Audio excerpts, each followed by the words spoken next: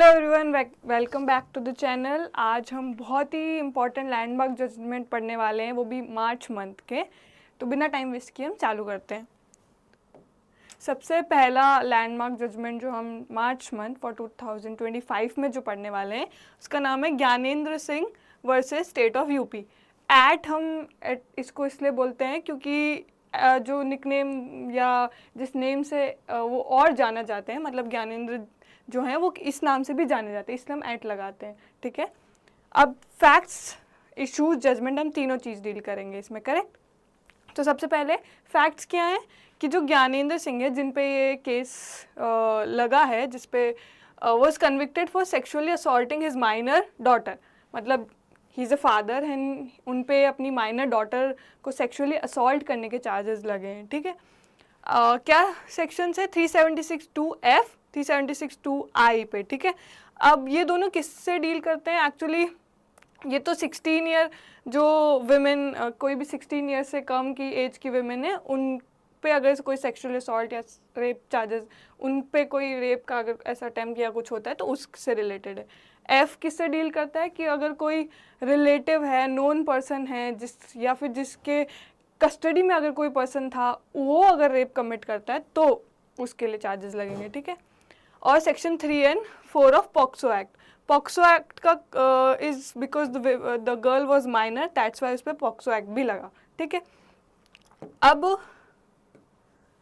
The trial court, facts कहाँ से चालू होते हैं? ट्रायल कोर्ट ने सबसे पहले जजमेंट दिया लाइफ इम्प्रिजनमेंट का। Correct, and under the IPC में लाइफ इम्प्रिजनमेंट का। अगर आपका क्वेश्चन यहाँ ये है कि मैम बीएनएस या बीएनएस क्यों नहीं लगा, क्योंकि जब ये केस स्टार्ट हुआ था तब बीएनएस आया नहीं था, तो आईपीसी के ही सेक्शंस लगे हुए थे, that's why we are using IPC here. Correct, and impose the fine.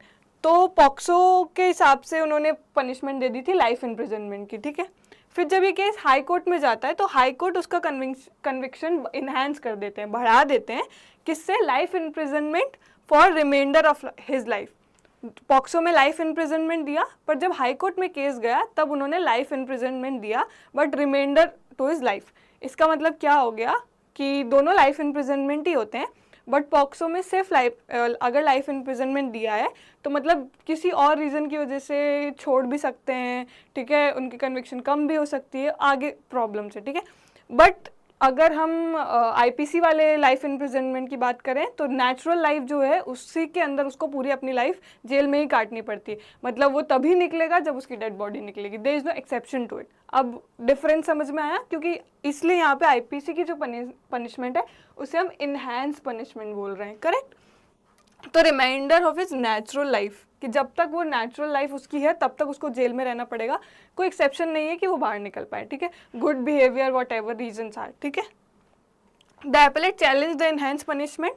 अब जो एपेलेट है, मतलब ज्ञानेंद्र सिंह है, वो उसको चैलेंज करते हैं सुप्रीम कोर्ट में कि उनका कहना क्या है कि जो पॉक्सो एक्ट है वो स्पेशल एक्ट है। ठीक है, तो हमेशा हमने पढ़ा है कि स्पेशल एक्ट जो होते हैं वो हमेशा प्रिवेल करेंगे, जो भी नॉर्मल आईपीसी या दूसरे एक्ट्स हैं उनसे हमेशा अगर हमें चूज़ करना कि किसका प्रोविज़न ऊपर रहेगा तो फिर हम स्पेशल एक्ट के प्रोविज़न को अपहेल्ड करते हैं अगर दोनों के बीच में इनकन्सिस्टेंसी आती है तो नॉर्मली। ठीक है, बट इस केस में इन्होंने ये किया कि उनका कंटेंशन ये है कि आईपीसी में ज़्यादा पनिशमेंट दे रखी है, पॉक्सो में कम दे रखी, तो POCSO as a special act, तो मुझे उसके हिसाब से लाइफ इम्प्रिजनमेंट मिलनी चाहिए।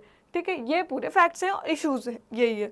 ठीक है, अब सुप्रीम कोर्ट का जो जजमेंट है उसमें सुप्रीम कोर्ट ने क्लैरिफाई किया है कि when person is convicted under both POCSO and IPC, अगर कोई इंसान पॉक्सो और आईपीसी, मतलब जो उन्होंने सेक्सुअल असॉल्ट या रेप या ऐसा जो भी किया था, अगर वो पॉक्सो और आईपीसी दोनों में फॉल कर रहा है, then he will be liable where the punishment is greater.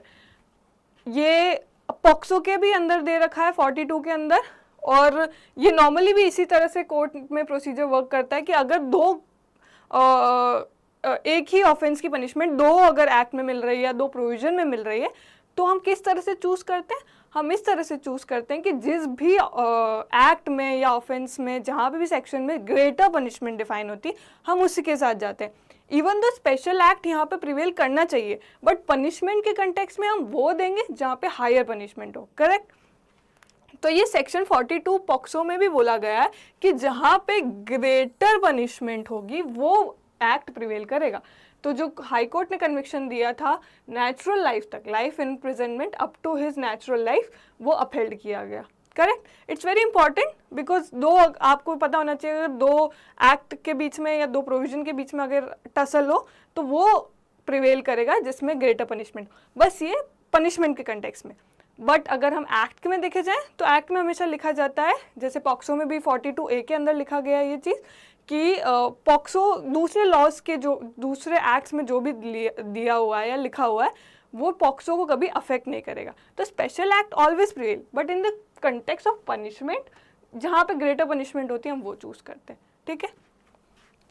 अब मैं आपको बिकॉज क्लैट पीजी का पैटर्न ये रहा है कि हमेशा आपको जजेस मतलब बहुत इन डेप्थ पूछा जाता है, तो अगर आप कोई एक्ट पढ़ रहे हैं तो आपके पढ़ने का तरीका क्या होना चाहिए कि आप उससे रिलेटेड सेक्शंस को गो थ्रू करें, आप उससे रिलेटेड एक्स्ट्रा जजमेंट को गो थ्रू करें।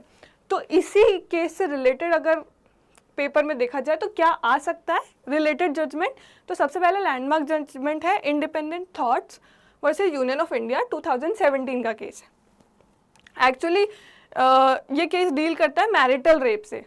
आईपीसी के अंदर मैरिटल रेप जो है वो एक्सेप्शन में दे रखा है, does not count as an rape, जो पहले एज 15 दे रखी थी उसको बढ़ा के 18 कर दी थी कि 18 से कम के जो माइनर चाइल्ड होगा या मैरिड वुमेन है उसको हम मैरिटल रेप कंसिडर करेंगे। Whether marital rape of a minor wife is punishable under POCSO. Supreme Court ने रेड डाउन एक्सेप्शन 2, जो 375 में जो एक्सेप्शन 2 दे रखा है मैरिटल रेप से रिलेटेड माइनर चाइल्ड के, holding that sexual intercourse with a minor wife under 18, मतलब पहले 15 थी अब 18 कर दी, अमाउंट्स टू रेप, क्या वो रेप कंसिडर किया जाएगा। ठीक है, correct. And this is punishable under POCSO and IPC. ठीक है। Satish Ragade versus state of Maharashtra, ये 2021 का केस है। ये बहुत ही कंट्रोवर्शियल केस रहा है, आपने इसके बारे में सुना अगर आप लॉ फॉलो करते हैं तो। इसको स्किन टू स्किन जजमेंट भी हमने के नाम से भी जाना जाता है।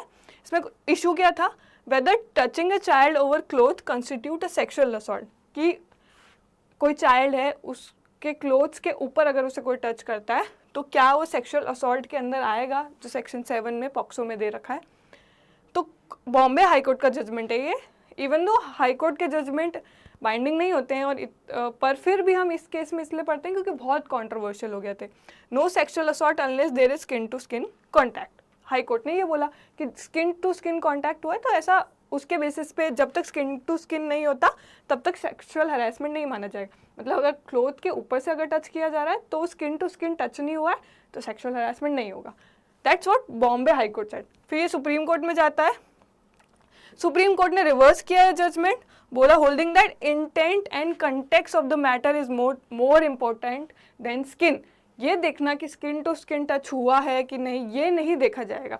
इन केसेस में इतने ग्रीवियल मैटर में क्या देखा जाता है कि जो कंटेक्स्ट है और इंटेंशन, जो इंसान की इंटेंशन है किस कंटेक्स्ट में वो हुआ है वो देखना ज़्यादा इंपॉर्टेंट। अनटिल सब ये नहीं कर सकते कि स्ट्रेट जैकेट फॉर्मूला नहीं दे सकते कि जब तक स्किन टू स्किन टच नहीं हुआ तब तक इसका मतलब ये नहीं कि सेक्सुअल असॉल्ट हुआ है। हम ये देखेंगे कि किस इंटेंट से उसने किस तरह से टच किया, किस इंटेंशन से टच किया, ये देखना इज़ मोर इम्पॉर्टेंट। ठीक है, तो इस तरह से आपको एक केस पढ़ना है, उससे रिलेटेड 2-3 केस और पढ़ने। करेक्ट। हम नेक्स्ट लैंडमार्क जजमेंट में जाते हैं जो 2025 का ये शबीन Ahmad versus state of Uttar Pradesh. इसके फैक्ट्स क्या हैं, शाहिबा फेस मतलब एक ही है, स्पेलिंग गलत हो गई है, फेस कंटिन्यूस डाउरी डिमांड। जो विमेन है इस केस में एक्चुअली उन्होंने उन पे डाउरी के बहुत सारे ऐसे डिमांड किए गए, बहुत सारी चीज़ें मांगी गई, जैसे बुलेट मांगे गया, फिर कार की डिमांड हुई। जो शाहिबा वॉज फाउंड डिसीज्ड, वो अपने घर में मृत, मतलब she found dead in her matrimonial home with the science of strangulation and multiple injury. Facts क्या हैं कि जो विमेन हैं उन पे बहुत सारे डाउरी डिमांड्स हुए हैं, शी फाउंड डेड, और ऐसा बताया गया कि शी कमिटेड सुसाइड। बट जो रिपोर्ट आई और आगे जो खुलासे हुए उसमें ऐसा पता चलता है कि she was not actually committed suicide, but वो एक्चुअली स्ट्रैंगल्ड की गई थी, मतलब उन्हें फांसी से लगाकर उन्हें मारा गया। देन ऐसा प्रिज्यूम करवाया गया कि शी वॉज कि उन्होंने सुसाइड कमिट कर लिया, ठीक है। तो Allahabad high court granted bail to the accused, जो फादर इन लॉ हैं, मतलब जो भी जिन पे भी डाउरी के चार्जेस लगे थे उनको बेल ग्रांट कर दी गई। क्या बोल के कि उनके प्रायर क्रिमिनल हिस्ट्री नहीं है, ये देख के कि उन्होंने उन पे पहले से कोई क्रिमिनल चार्जेस नहीं लगे हैं, उनकी कोई क्रिमिनल हिस्ट्री नहीं है, ये देख के उन्हें बेल ग्रांट कर दी गई, ठीक है। अब यहाँ पे फिर आगे जजमेंट सुप्रीम कोर्ट के पास जाता है। सुप्रीम कोर्ट ये एम्फेसिस करता है कि जब डाउरी डेथ वाले केसेस आएंगे तो आपको ये नहीं इस बेसिस पे बेल ग्रांट और डिनाई नहीं करना है कि प्रीवियस उनकी हिस्ट्री रही है कि नहीं रही है, ठीक है। क्या देखना है, emphasize that seriousness of the dowry that and need for stringent scrutiny in granting bail in such cases. आपको ये ध्यान रखना है कि डाउरी के जो केसेस होते हैं वो बहुत ही मेजर इश्यूज होते हैं, ठीक है, बहुत सीरियस कंसर्न है, उन पे इतनी ईजमेंट नहीं आपको शो करनी है। आपको हमको बहुत ज़्यादा ऐसे स्क्रूटनी प्रोसेस चाहिए कि हम किस बेसिस पे फिर हम डाउरी के केसेस को डील कर पाएँ और बेल ग्रांट कर पाएँ एक्चुअली में, ठीक है। अब बेल से रिलेटेड अगर क्वेश्चन आया है तो हमको बेल से रिलेटेड कुछ जजमेंट्स पढ़ने पड़ेंगे। सबसे लैंडमार्क है Arnesh Kumar versus state of Bihar, ये 2014 का। इसमें इशू क्या था कि बेल इज़ ऐसा बिना किसी प्रिलिमिनरी इंक्वायरी के, बेल के केसेस इतने हीनियस होते हैं कि पुलिस बिना किसी प्रिलिमिनरी इंक्वायरी के जिस पे भी चार्जेस लगते हैं, द मेल और what ever who ever the person is, उनको अरेस्ट करके ले आती थी, ठीक है। तो arrest without investigation in dowry related, कि डाउरी रिलेटेड केसेस में बिना इन्वेस्टिगेशन के अरेस्ट हो रहा था, ठीक है। क्योंकि बहुत ऐसा नहीं है कि ऑलमोस्ट जितने डाउरी केसेस आते हैं दैट दोज आर एक्चुअली में रियल केसेस होते हैं, नहीं होता है कि बहुत सारी जगह ऐसा है कि डाउरी के जो केसेस है वो फेक भी हो सकते हैं, ठीक है। तो इन चीज़ से बचने के लिए फिर सुप्रीम कोर्ट ने हेल्ड किया police can not arrest automatically. अगर 498A का कोई केस है, क्रुएल्टी का अगर कोई केस है, डाउरी डेथ का कोई केस है, तो उसमें आपने इमीडिएट अरेस्ट नहीं करना है, आपको प्रिलिमिनरी इंक्वायरी करनी पड़ेगी। पहले प्रिलिमिनरी इंक्वायरी करो फिर आप अरेस्ट करो, क्योंकि बहुत सारे से फेक केसेस भी हो सकते हैं। और ये किसी पर डाउरी के चार्जेस लगाना, क्रुएल्टी के चार्जेस लगाना एक बहुत ही, आप उस पर हीनियस ऑफेंसेस के चार्ज लगा रहे हो, विच इज़ कि उसकी सोसाइटी में इमेज खराब हो सकती है, बहुत सारा चीज़ें हो सकती है, ठीक है। नेक्स्ट है Satbir Singh and others versus state of Haryana. जो डाउरी का केस है, सेक्शन है, उसमें आप देखोगे कि 7 years का पीरियड दे रखा है, उसके साथ साथ सून बिफोर कि डेथ के पहले उसके साथ क्रुएल्टी या डाउरी की डिमांड्स होनी चाहिए, तब डाउरी डेथ का केस लगेगा, ठीक है। यहाँ पे सुप्रीम कोर्ट ने सून बिफोर जो वर्ड है उसको इंटरप्रेट किया है और बोला है सून before does not mean immediately before, कि जिस दिन डेथ हुई उसके 1 दिन पहले, 2 दिन पहले, 3, ऐसा इमीडिएट बिफोर वाला चीज़ नहीं लिखी। It has to be determined by the court. कौन डिटरमाइन करेगा कि सून बिफोर का मतलब क्या हो गया, कि उसकी डेथ से कितना पहले उसके साथ क्रूएल्टी हुई है, डाउरी डिमांड हुई है, ये कौन डिसाइड करेगा? ये कोर्ट की डिस्क्रिशनरी पावर है कि कोर्ट देखेगा कि सून बिफोर क्या होता है। And there is no straight jacket formula. आप मैथमेटिक्स लगा के ये डेट डिसाइड नहीं कर सकते कि 1 साल कर दो, 2 साल कर दो, no.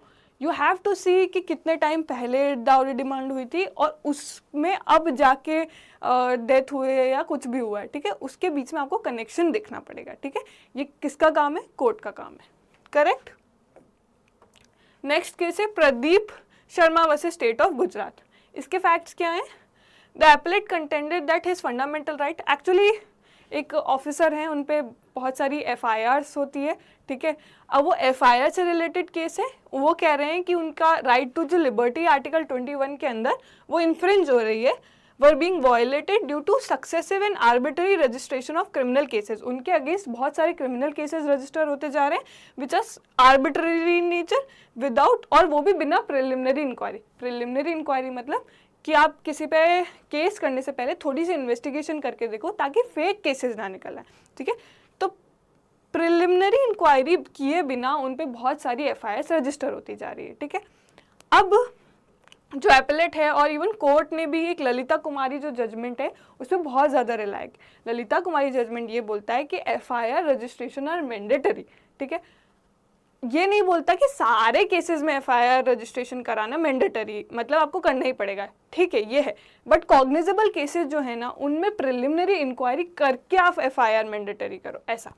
The decision of Lalita Kumari does not create an absolute rule, ये एब्सोल्यूट रूल नहीं बना के दे रही है ललिता कुमारी वाला judgement, that a preliminary inquiry must be conducted in every case. ऐसा नहीं बोल रही कि प्रिलिमिनरी इंक्वायरी सब में कंडक्ट होनी चाहिए before the registration of FIR, rather it रीअफर्म्स that and रीअफर्म्स the settled principal that the police authorities are obliged to register an FIR when the information received prima facie discloses cognizable। अगर cognizable case है तो आपको FIR register करनी, अगर non cognizable case है तो आप preliminary inquiry करके कर सकते हो। cognizable मतलब हीनियस ऑफेंसेस हो गए, हीनियस ऑफेंसेस का मतलब यहाँ पे हो गया कि उसमें आप थोड़ा प्रिलिमिनरी इंक्वायरी करो फिर उसके बाद रजिस्ट्रेशन करो। तो ललिता कुमारी में जो FIR आपको रजिस्टर करना है वो कोई एब्सोल्यूट रूल नहीं है कि आपको प्रिलिमिनरी इंक्वायरी करके ही एफआईआर रजिस्टर करनी है, करेक्ट।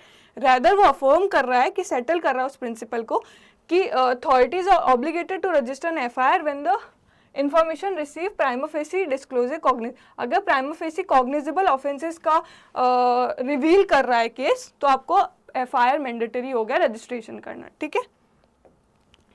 अब एफआईआर से रिलेटेड ललिता कुमारी का ही जजमेंट है कि एफआईआर जो है कोई इंसाइक्लोपीडिया नहीं होनी चाहिए।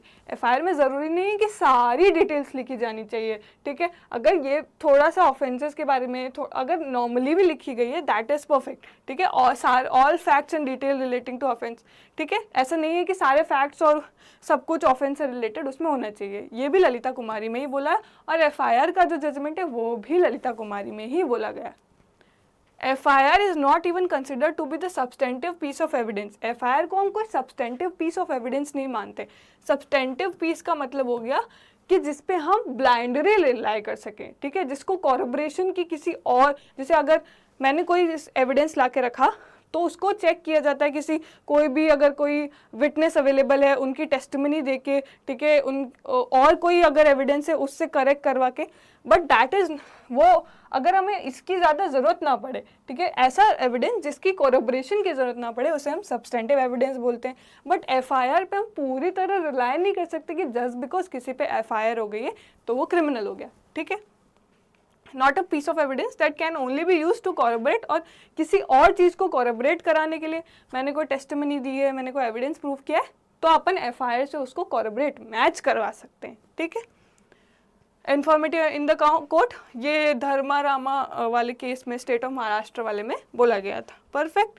और these are most important cases of March month. If you want more cases in the March month, please comment down the box, and thank you for joining us.